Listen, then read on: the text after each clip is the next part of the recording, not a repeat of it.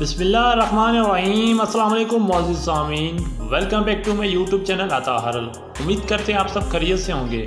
दोस्तों, आज वीडियो बहुत अहम होने वाली है, तो वीडियो के आखिर तक ज़रूर जमे रहिएगा। इन 3 कामों को पूरी बेशर्मी के साथ करें। जी हाँ, शर्म महसूस करने की ज़रूरत नहीं है। इन 3 कामों को करते हुए अक्सर 80% लोग हेजिटेशन महसूस करते हैं, जिसकी वजह से वो खुद ही अपनी ज़िंदगी को मुश्किल बना लेते हैं।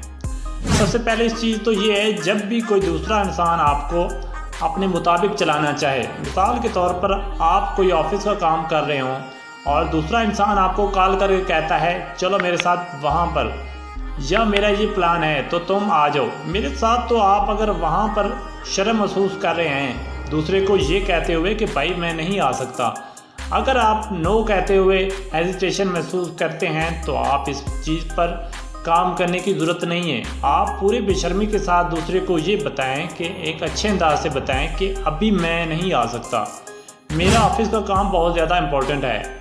अगर फिर भी दूसरा इंसान आपकी बात नहीं मान रहा तो उसकी ब्लैकमेलिंग में मत आइए, पूरी बेशर्मी के साथ स्टैंड लीजिए। दूसरा काम ये कि जब भी आप किसी को पैसे उधार दें तो अपने पैसे वापस मांगते हुए शर्म महसूस कभी मत करें। मैंने अक्सर लोगों को देखा है कि वो खुद ही अपनी ज़िंदगी को मुश्किल बना लेते हैं और दूसरों से अपने ही पैसे मांगते हुए शर्म महसूस करते हैं कि पता नहीं दूसरा शख्स क्या कहेगा और क्या सोचता होगा।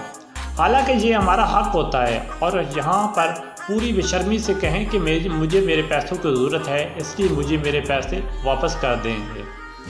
तीसरा काम ये है, जब भी आप किसी दूसरे के साथ कम्युनिकेशन में हैं और बातचीत करते हुए अगर कोई दूसरा इंसान कोई मुश्किल वर्ड इस्तेमाल करता है जिसका मतलब आपको नहीं पता, तो इसमें शर्म महसूस कभी मत करें कि आपको वो वर्ड नहीं आता।